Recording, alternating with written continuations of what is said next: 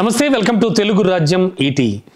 Cinema industry ఖచ్చితంగా ఇక్కడ ఏ పాత్ర పోషించాలన్నా కూడా గ్లామరస్గా అందంగానే కనిపించాలనే పక్కా లెక్కలు ఉంటాయి. అలాంటి వాళ్ళే చాలా వరకు కూడా హీరోలు కానీ హీరోయిన్లు కానీ క్యారెక్టర్ ఆర్టిస్టులు కానీ అవుతూ ఉంటారు. మరి ఒకవేళ గ్లామరస్గా కనిపించే ఆలోచన అనేది లేకపోతే ఇటువైపు రావడమే అనవసరం కదా, అంటే ఫిల్మ్ ఇండస్ట్రీ వైపు.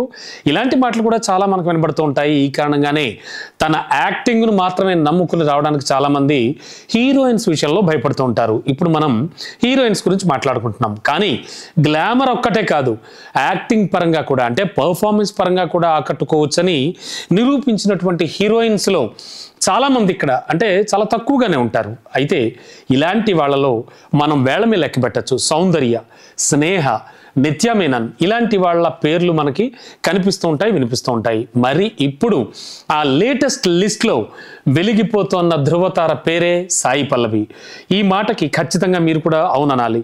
అటు ఫ్యామిలీ ఆడియన్స్ ఆమెను ఇప్పుడు ఒక కేవలం హీరోయిన్గా చూడడం లేదు, తమ ఇంట్లో ఒక అమ్మాయిగా భావిస్తున్నారు, అంత ఓన్ చేసుకున్నారు. అంటే ఆమె మూవీస్కి సకుటుంబ సపరివార సమేతంగా వెళ్ళిపోతున్నారు. కేవలం యాక్టింగ్ పరంగానే కాదు, అటు డ్యాన్స్ మూమెంట్స్ అయితే mind blowing. Sai Pallavi next లెవెల్లో కనిపిస్తూ ఉంటుంది అందరికీ. అంటే ముఖ్యంగా మలయాళం, తమిళం, తెలుగు ఈ సినిమాల మీదుగా ఆమె ప్రయాణం బాలీవుడ్ వరకు వెళ్ళిపోయింది. సాయి పల్లవి ఉంది అంటే ఆ ప్రాజెక్టుకున్న క్రేజ్, రేంజ్, మార్కెట్ వేరు. అది పెరగడానికి మార్కెట్ పెరగడానికి కూడా ఎక్కువ సమయం పట్టట్లేదు. అది కూడా ఒకవేళ లేడీ ఓరియంటెడ్ కథలైతే కనుక ప్రత్యేకించి చెప్పాల్సిన పనే లేదు.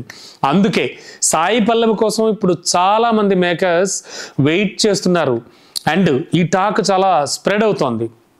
సాయి పల్లవి సినిమాల్లో న్యాచురల్గానే ఆమె క్యారెక్టర్కి చాలా చాలా ఇంపార్టెన్స్ ఉంటుంది. జస్ట్ లైక్ మొన్నే చూస్తే కనుక ఆల్రెడీ తండేల్ మూవీలో కూడా సాయి పల్లవి పోషించిన పాత్రకి 100% మార్క్స్ పడిపోయాయి. మరి ఆమెకు అలాంటి పాత్ర ఇస్తే మరింత జీవిస్తుంది.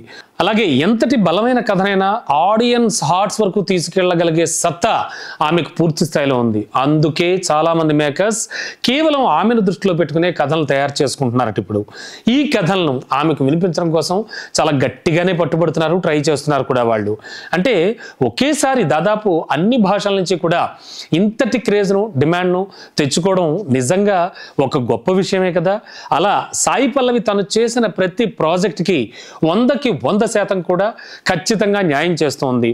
ఒకానొక సమయంలో అంటే అరుంధతి రిలీజ్ అయ్యాక ఖచ్చితంగా అనుష్క కావచ్చు, ఆ తర్వాత అంతకుముందు సౌందర్య తాను చేసిన అమ్మోరు పాత్రల తర్వాత కావచ్చు, అమ్మోరు సినిమా తర్వాత కావచ్చు, ఆ తర్వాత అరుంధతి, అనుష్క, అండ్ ఆ తర్వాతి కాలంలో ఇలా లేడీ ఓరియంటెడ్ మూవీస్కి ఒక బ్రాండ్ అంబాసిడర్లుగా మారిపోయినటువంటి నటీమణులు కొద్దిమంది మాత్రమే ఉన్నారు. అందులో సాయి పల్లవి పేరు మాత్రం ఖచ్చితంగా టాప్లో ఉంది right now.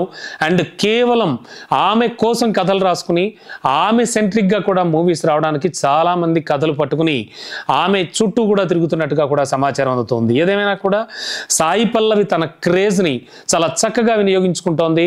Not only performance and ఆర్టిస్ట్గా, హీరోయిన్గానే కాకుండా తను బిహేవియర్ పరంగా చూసినా కూడా చాలా చక్కటి బిహేవియర్తో ఉంటుందనే మనకు ఆల్రెడీ తెలుస్తూ వస్తోంది. మరి ఈ నేపథ్యంలో సాయి పల్లవి మరిన్ని సినిమాలతో ముందుకెళ్తుంది అనడంలో ఎటువంటి సందేహం లేదు. నెంబర్ 1 తారగా మారినా కూడా ఆశ్చర్యపోవాల్సిన అవసరం ఎట్టి పరిస్థితుల్లో లేదని ఫిల్మ్ నగర్ టాక్.